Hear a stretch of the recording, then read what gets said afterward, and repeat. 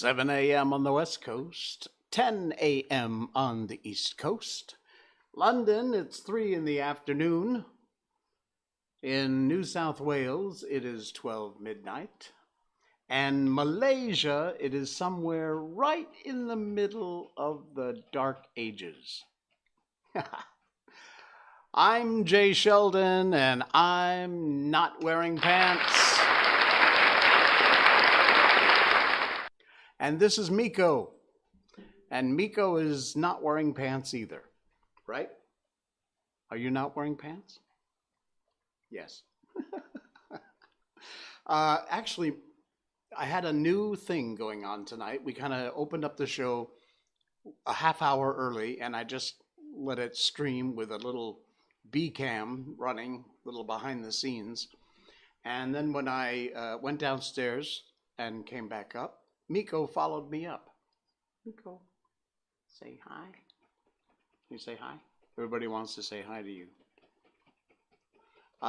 Luna, Amethyst, Invis, Toby, thanks for checking us out. They are there. They're in the chat. They say hi to you, Miko. You doing all right? You're so nonplussed. You so don't care, huh? Yeah? Why your ears down? Put your ears back up. And I had a Oreo cookie. I hope it's not stuck in my teeth. Miko wanted some, but, dogs and chocolate, so that didn't work. All right, young lady. I have to start my show. So would you like to get down now? No? You just want to sit there all night? You're gonna sit there. Look, see? Is that you? Hey, look over there. Look over there. Who's that? RFD 1996. Hey, you. Good to have you along for the ride there on YouTube. And folks on Facebook, I'm Not Wearing Pants is the page. And of course, twitch.tv, Jay Sheldon, No Pants. Yeah, you're right, Luna. It is Miko's stream now. I'm sure she'd be quite happy just doing the whole stream. But unless you got treats and cookies, then I'm not sure I could talk her into doing the whole stream. Besides, she's not big on reading yet, so I don't know how we'd get through Peter Pan, but we'd figure something out, I'm sure. All right, let me just do a little housekeeping here. Clear that up. There we go. It's Miko's Stream 2. Yes, it is. All right, young lady, you're going to jump down now? Go have some water. Go chase some scrats. Be a good girl, okay? You are the best. Say bye, Miko. Say bye. Say bye.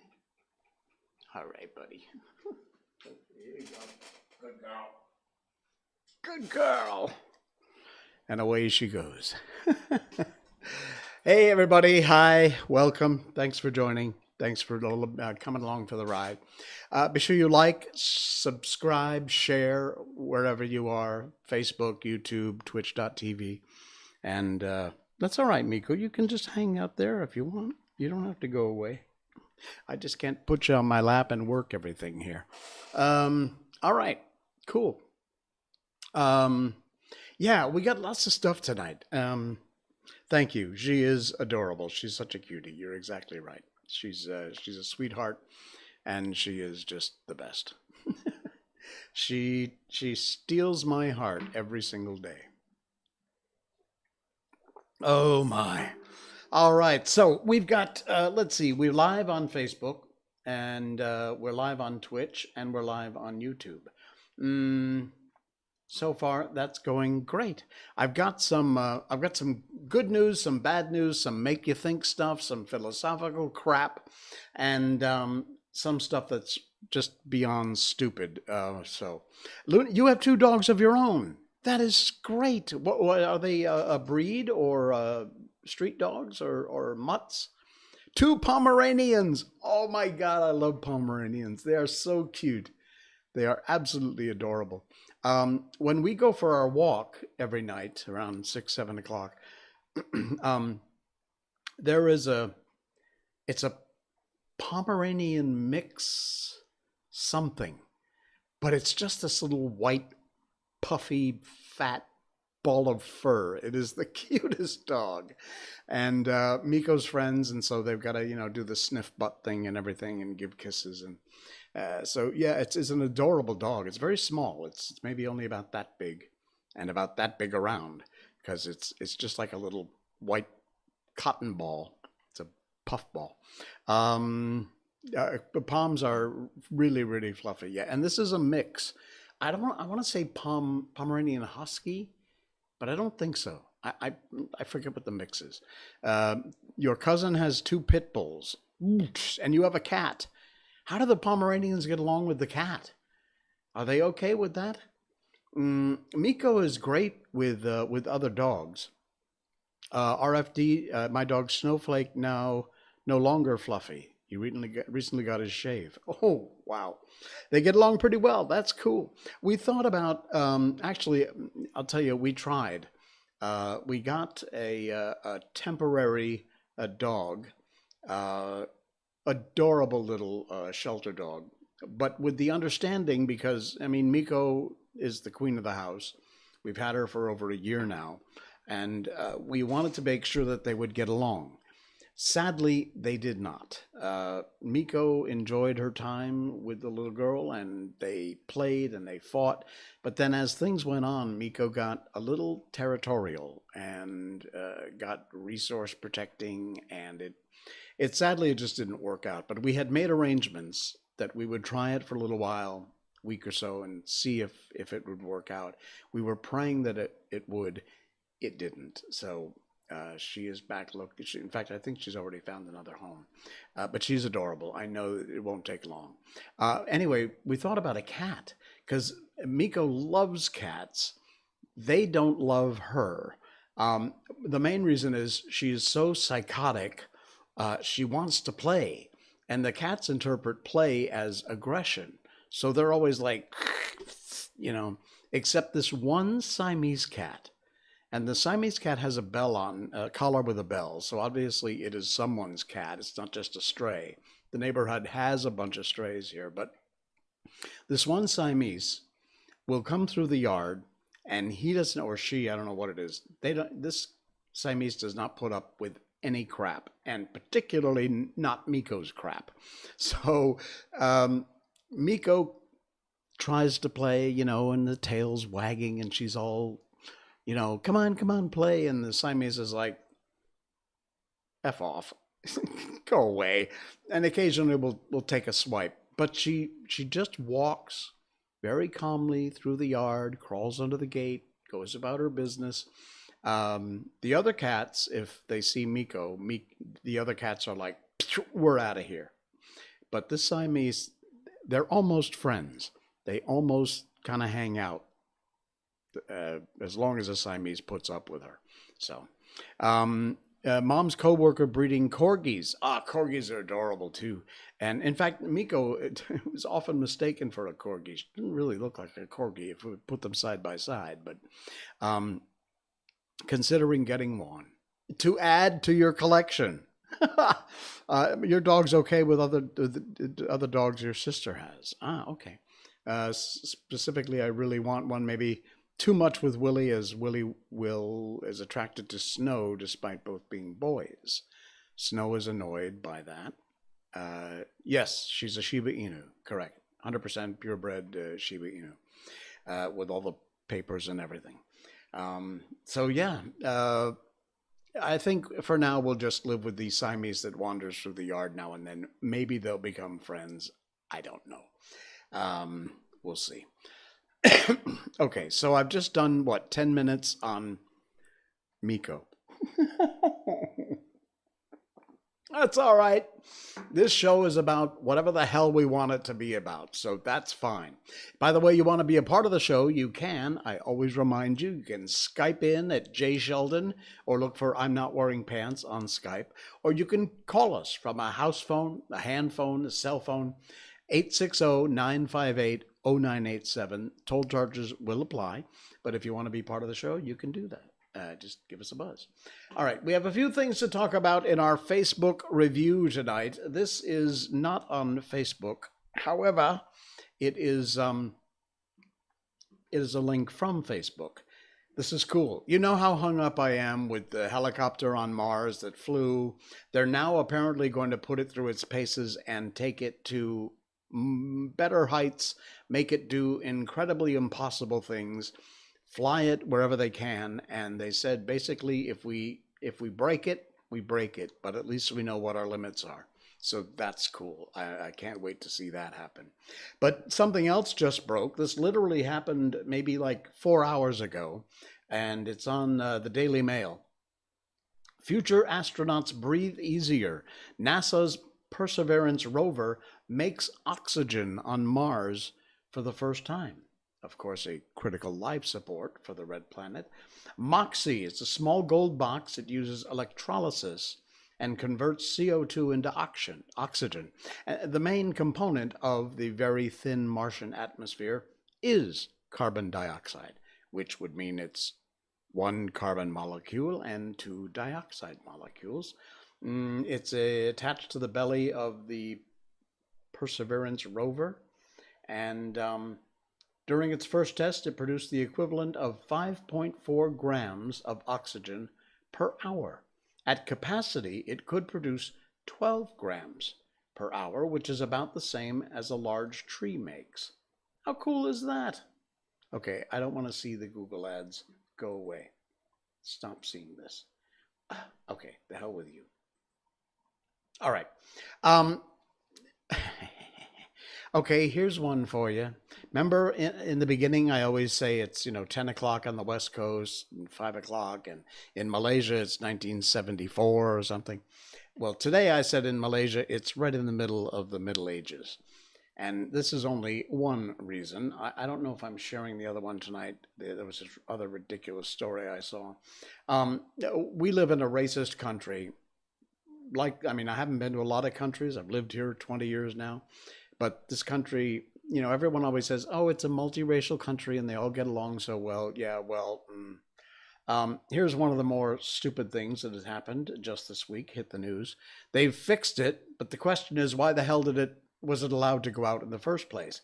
The St. Johor School apologizes for segregation of sports club. It's not our intention to touch on race. Well, in this form, you can see right here, it's in Malay.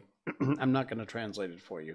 But a few days ago, a registration notice went out from a school in Batu Pahat in Johor, and it went viral after attempting to segregate students based on the type of sports they play. It was mentioned that football, which if you're in the U.S., by the way, football is our word for soccer, was only reserved for male Malay students. Netball could only be played by female Malay students, and basketball was only available for Chinese male students. If you're living in the US or the UK, I know your head is exploding, but trust me, this is an everyday thing here. You talk about institutional racism. Unsurprisingly, Malaysians called for the education ministry to take action against the school. They did. They revised the form. The new form does not make any requirements for what race you are based on what sports you can play. In fact, if I'm not mistaken, it even got rid of the fact that your gender, male or female, doesn't matter. So there you go. Another one, I shouldn't even have to say this. I got to do a little readjusting, so bear with me. As always, I got to adjust the thing on screen because this never works right the first time, but that's okay. We'll get it. Trust me, we'll get it. Okay, here we go. Yeah. April, this is not a joke. April is Sexual Assault Awareness Month. It truly is. So, I would like to remind everyone of the causes of rape. And here they are. You see the dark blue represents short skirts. The orange represents drinking. This is the pie chart. Flirty behavior is in lime green. A yellow stripe here, a promiscuous past. Walking alone in red, nighttime. These are the causes of rape. But you see this blue one right here? That is the cause of rape. Rapists. I've seen so many stories, particularly from here, where you get people making dumbass comments like, she was dressed sexy, she was asking for it, fill in the blank. Every ridiculous thing you've heard 1,000 times that people who know better know that that's the dumbest freaking thing ever. So share this, would you? I'll stick it on my Facebook page. In fact, I think I may have already shared it. April is Sexual Assault Awareness Month. So there you go. All right. We're going to really change subjects here. Really. In exactly 180 degrees. I found this. I loved it. You don't have to read along. You can go do other things and just listen because I'm going to read it for you. But this is really, really nice. Listen closely. I think a lot of people don't understand what real romance is. Anyone can buy flowers, candy, jewelry. There's no love in that. The truly romantic things in life are the little things you do every day to show that you care. It's going out of your way to make someone happy. The way you hold his or her hand when you know they're scared, or you save the last piece of cake for him or her. The random text in the middle of the day just to say, I love you, or I miss you. The way he stops to kiss you when he passes by, dedicating your favorite song to her and letting her eat your fries. Telling her or him he or her is beautiful, even when she's in her sweats, with her hair in a ponytail and no makeup. It's putting your favorite show on pause so she can tell you about her day, laughing at his jokes, even the really lame ones. It's slow dancing in the kitchen and kissing in the rain. Romance is not about buying. It's about giving. True romance is in the gestures. People should take that to heart because it's true. That really is what romance is all about. And sadly, a lot of people think it's about buying expensive gifts. Oh, you really love me. You bought me that car. Doesn't work that way. Won't last. Misha, demigod of discordance, and here he is. Yay! Nice to have you along for the ride. Yeah, that was a mood drop, but, there you go. We cover it all. We go from here to there to everywhere in between. Yeah. Hey, I told this story a while back. You didn't get the notification. What the hell, Locus Pocus? Well, you're here now, so everything is fine. We can go on with the show. We were waiting, We had the whole show on hold. We've just spent the last 18 minutes sitting around going, well, we can't do anything till Locus Pocus gets here. But you're here now. So, we can get on with things. I told this. I told the story about getting the chance to fly in a B-17, the Flying Fortress, a World War II Flying Fortress, and I was a DJ, a morning DJ at the time, and we did our show live from this flight of this B-17. At the time, I did not have a picture to show you, in case you don't know, because it was, my flight was in the 80s. The original flights were in the 40s during World War II. But just so you can see what it was, this popped up today. On this day, in 1944, you may not even know who some of these people are. Vivian Leigh, Laurence Olivier, and Mary Churchill spoke at the dedication of the B-17 Flying Fortress. Stage Door Canteen. The bomber, named for two popular nightclubs, completed 105 missions by the end of the war. And this is what that particular beast looks like. Thank you, Stephen, by the way, for posting this.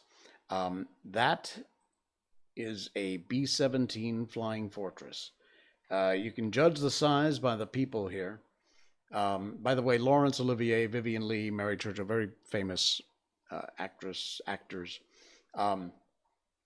But you'll see the pilot is not even here. The pilot is way up there, right up there. And when I took my flight in this thing, it was all still, that had all, the guns didn't work, but it still had all of this. And what would happen was this was a bombardier, the Flying Fortress. Um, in fact, in the belly of this thing, behind these people in the crowd, there was a big, it looked like this, only underneath the plane. And from inside the plane, you would crawl down through this hole and you'd sit inside. And you know the scene from Star Wars? At least the first Star Wars, where they get in the Millennium Falcon, they get in the bubbles and they're all going around like this shooting. That's what that was like underneath the plane. So here, right there, is where the bombardier would sit, actually lie down on his belly.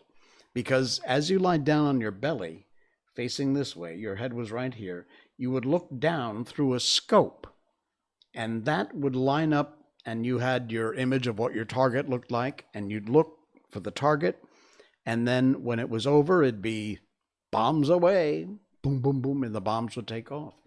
That right there is where I sat doing my live broadcast.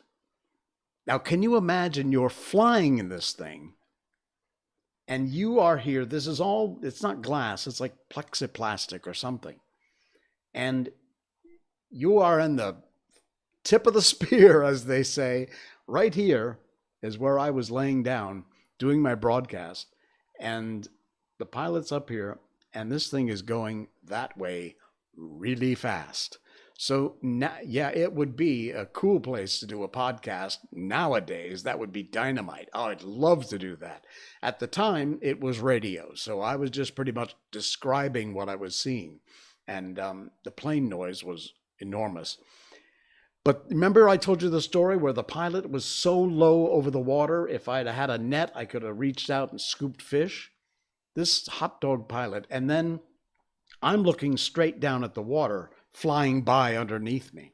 And then I look up this way, and straight ahead, maybe, I don't know, half a click, is this mountain full of trees. And he's headed right for it, fast. And at the very last second, he pulls up and just skims the tree line and heads up over the mountain. My heart was somewhere around my butt. Just my stomach fell out. It was amazing. But anyway, I found this shot that Stephen posted today, and I had to share it because it was a really great way of explaining exactly what it was like being on that plane. It was incredible. Here's a quick one. I love this. This is so cool. We're all full of cool advice. Yeah, it is an interesting feeling. It is really weird. Okay.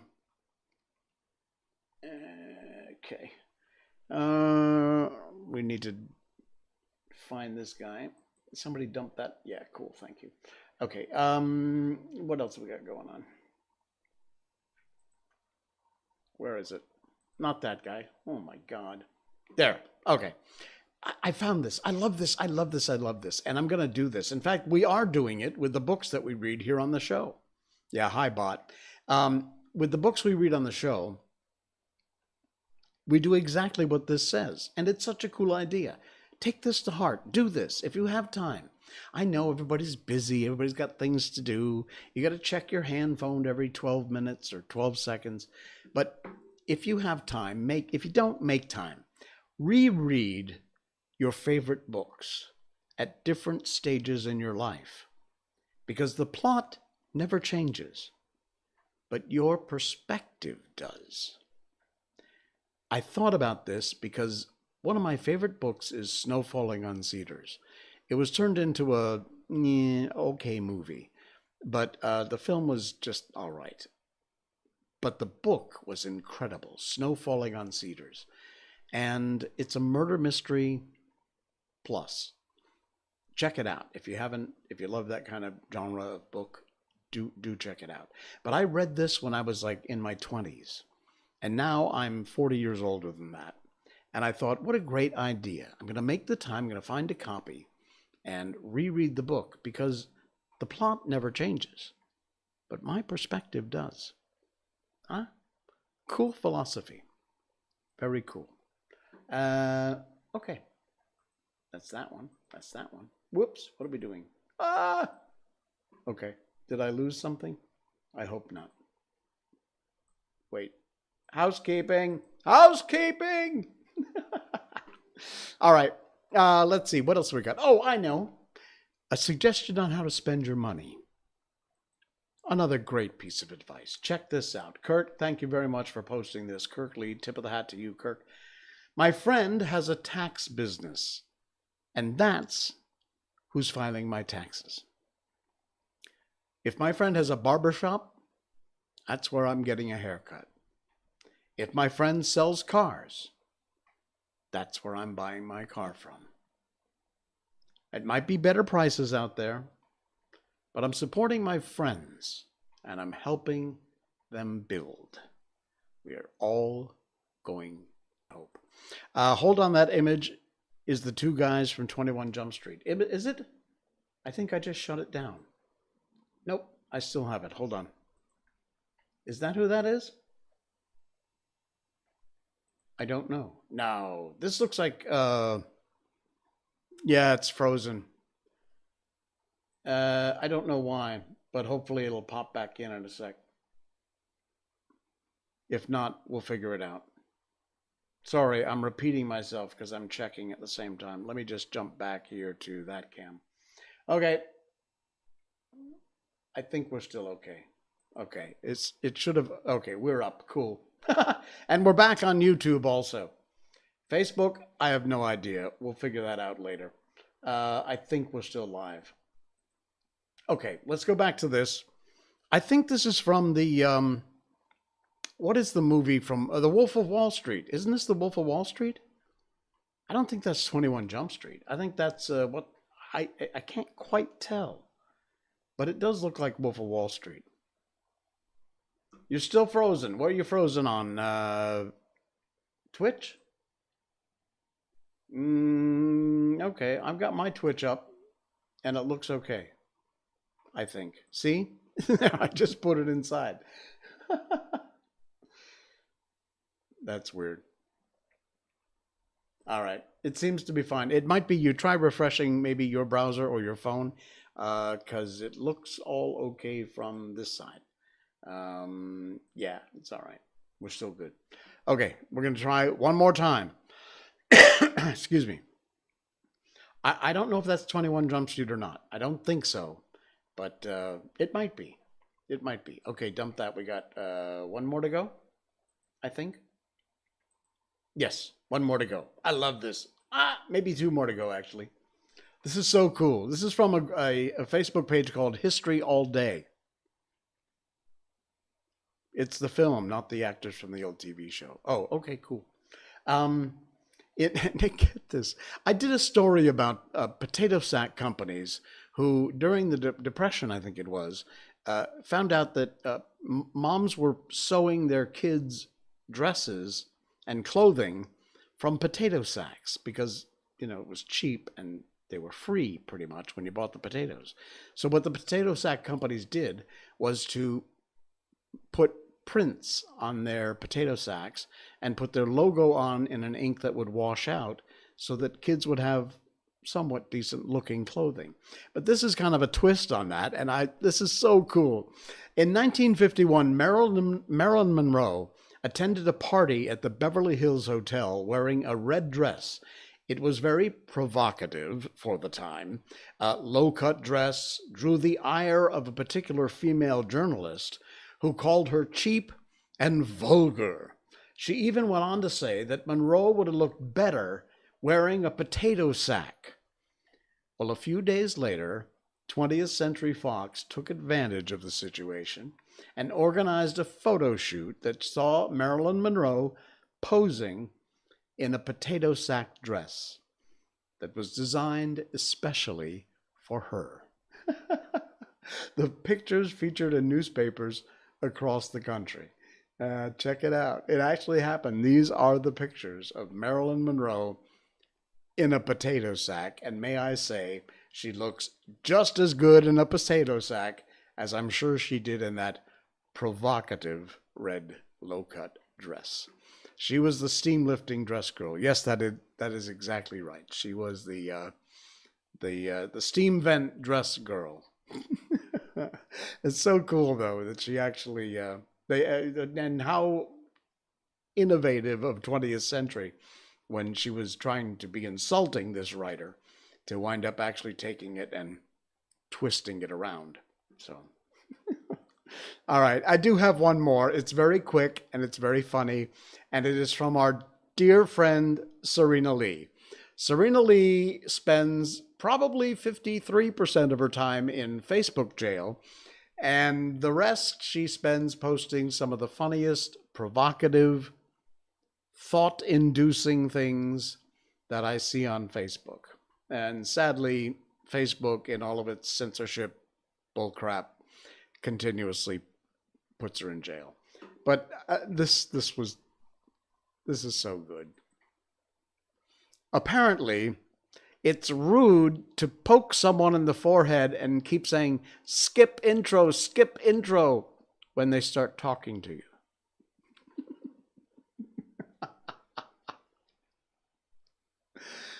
If you are a YouTube or a Facebook video watcher, you know exactly what we're talking about and who isn't. Skip intro. Apparently, it's rude to do that to somebody in person when they start talking to you. Oh, man. I'm telling you. Thanks, Serena. You made my day. Oh, my. Wait, where's my laugh? Why do I never have a laugh? There. All right. There. You deserve an audience laugh. I can see that with Netflix or Disney Plus. Yeah. Or the one that says, "Are you still there?" Same thing. Oh man! All right, we're gonna head on into Peter Pan. But one of the things that I have done today is I've cut the chapters up. I realized from our last stream that freaking chapter was like 45 minutes long. They're too long. They're too long. So I've taken the chapters and I've cut them in half. Yes, that means it's going to take a little more time to get through the whole thing, but that's all right. It's far more interesting, and I would rather have you along for the ride than bore you to death. And yeah, it's Peter Pan, so it makes sense to cut it into more pieces. You're exactly right. You are correct, sir. Oh, man. All right, so here we go. Let me just find... Nope, that's Michael. I want Peter Pan. There it is. That was from our show last Saturday, our 50th anniversary show, our 50th episode show. So, yeah. There we go. All right. Yeah, so anyway, it's not boring. Thank you, Locus Pocus. Appreciate that. We have been doing Peter Pan. These books come to us from the Gutenberg Project. It's gutenberg.org, where you will find free public domain books available for download, for reading online, if you like, in all kinds of formats. There's Word docs, text files, ebooks in some cases, and they're all public domain books, and the classics are all there. We are doing a classic right now. We're in the middle of Peter Pan. We're on chapter 4. And they had just flown out the window, and the Darlings, Mr. and Mrs. Darling, were just a little bit too late and missed them. So off they were headed to Never Never Land. This is chapter 4. It's called The Flight. Second star to the right, and straight on till morning. That, Peter had told Wendy, was the way to Neverland. But even birds, carrying maps and consulting them at windy corners, could not have sighted it with these instructions. Peter, you see, just said anything that came into his head. At first his companions trusted him implicitly, and so great were the delights of flying that they wasted time circling around church spires or any other tall objects on the way that took their fancy. John and Michael raced, Michael getting a start. They recalled with contempt that Not so long ago they had thought themselves fine fellows for being able to fly around a room.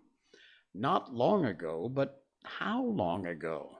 They were flying over the sea before that thought began to disturb Wendy seriously. John thought it was their second sea and their third night. Sometimes it was dark and sometimes light, and now they were very cold and again too warm. Did they realize they were feeling hungry at times, or were they merely pretending? Because Peter had such a jolly way of feeding them. His way was to pursue birds who had food in their mouths, suitable for humans, and snatch it from them. Then the birds would follow and snatch it back, and they would all go chasing each other gaily for miles, parting at last with mutual expressions of goodwill. But Wendy noticed with gentle concern that Peter didn't seem to know that this was a rather odd way of getting your bread and butter, nor even that there were other ways. Certainly they did not pretend to be sleepy. They were sleepy, and that was a danger. For the moment they popped off, down they fell. The awful thing was that Peter thought this was funny. "There he goes again," he'd cry gleefully as Michael suddenly dropped like a stone. "Save him! Save him!" said Wendy, looking with horror at the cruel sea far below. Eventually, Peter would dive through the air and catch Michael just before he would strike the sea, and it was the lovely way he did it. But he always waited until the very last moment, and you felt it was his cleverness that interested him, and not the saving of a human life. Also, he was very fond of variety, and the sport that engrossed him one moment would suddenly cease to engage him. So there was always the possibility that the next time you fell, he'd let you go. He could sleep in the air without falling, by merely lying on his back and floating. But this was, partly at least, because he was so light that if you got behind him and blew, he went faster. "Do be more polite to him," Wendy whispered to John when they were playing Follow the Leader. "Then tell him to stop showing off," said John. When playing Follow the Leader, Peter would fly close to the water and touch each shark's tail in passing, just as in the street you may run your finger along an iron railing. They couldn't follow him in this with much success, so perhaps it was like showing off, especially as he kept looking behind to see how many tails they'd missed. "You must be nice to him," Wendy impressed on her brothers. "What could we do if he were to leave us?" "We could go back," Michael said. "How could we ever find our way back without him?" "Well, then, we could go on," said John. "Oh, that is the awful thing, John. We should have to go on, for we don't know how to stop." This was true. Peter had forgotten to show them how to stop. John said that if the worst came to the worst, all they had to do was to go straight on, for the world was round, and so in time they must come back to their own window. "And who is going to get food for us, John?" "I nipped a bit out of that eagle's mouth pretty neatly, Wendy." "After the 20th try," Wendy reminded him, "and even though we became good at picking up food, see how we bump against clouds and things if he's not near to give us a hand?" Indeed, they were constantly bumping. They could now fly strongly, though they still kicked far too much. But if they saw a cloud in front of them, the more they tried to avoid it, the more certainly did they bump into it. If Nana had been with them, she could have had a bandage round Michael's forehead by this time. Well, Peter wasn't with them for the moment, and they felt rather lonely up there by themselves. He could go much faster than they, and he would suddenly shoot out of sight to have some adventure in which they had no share. He would come down laughing over something fearfully funny he had been saying to a star, but he'd already forgotten what it was, or he would come up with mermaid scales still sticking to him, and yet not be able to say for certain what had been happening. It was really rather irritating to children who'd never seen a mermaid. And if he forgets them so quickly, Wendy argued, how could we expect that he will go on remembering us?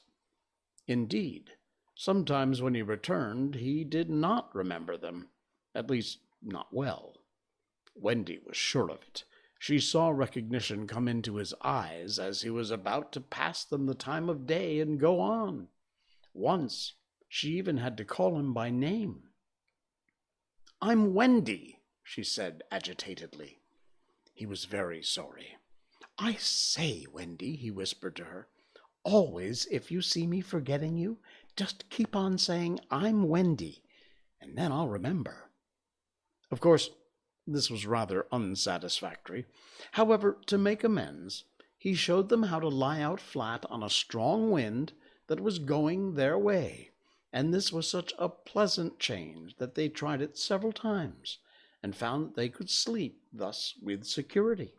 Indeed, they would have slept longer, but Peter tired quickly of sleeping, and soon he would cry in his captain's voice, "We'll get off here." And so, with occasional tiffs, but on the whole rollicking, they drew near the Neverland. For after many moons, they did reach it. And what is more, they had been going pretty straight all the time. Not perhaps so much owing to the guidance of Peter or Tink, because the island was looking for them. It is only thus that anyone may sight those magical shores. "There it is," said Peter calmly. "Where? Where?" "Where all the arrows are pointing." Indeed, 1,000,000 golden arrows were pointing it out to the children, all directed by their friend, the sun, who wanted them to be sure of their way before leaving them for the night. And straight ahead was indeed Neverland, and we will get there on our next stream. The continuation of Chapter 4, The Flight. They reach the Neverland. Cool beans. All right, folks. Wow. You see, I think the pacing is a little easier, a little better that way. And today we read this picture of Michael. Cool. All right. Yeah, so that's one half of Chapter 4. We'll do the other half on Saturday nights, this coming Saturday. I feel more comfortable doing about that much of the chapters, and I think that'll work. So it'll be good. We'll get through it. If we get a short chapter, we'll read the whole thing, no problem. All right, guys. Thank you for your participation in tonight's show. It was nice to see you. I'm glad we had Miko pop by here for a little bit of hangout time. And don't forget to like, share, subscribe. If you are so inclined, somewhere up here there is a link you can click and make a donation, as has happened here. I meant 1% of my goal, by the way. 1%. Also on Facebook Live, you'll see a link to click on there in the description, wherever it is, top or bottom. You are entirely welcome, Locus Pocus. Thank you so much. Misha, thanks for joining. Everybody who has popped by here and said hello, including the bot, thank you. XY Adams. Yeah, that bot. Oh, man. RFD and Luna and the whole gang. Thank you so much. I will see you again on Saturday night, 10 o'clock. The link on Twitch doesn't work. If you go to Facebook and in the description, each live stream, it's constant, it's always there. You will see it there, and you can click on that link in the description. I think it says support the stream, something like that. And you can click on that one there. Thank you. I appreciate that. Thank you so much. No obligation, but every bit helps. Thank you so much. All right, guys, that's it. I am out of here, and I will see you on Saturday night. Be there or be square. I am Jay Sheldon, and I'm not wearing pants. Good night, everybody.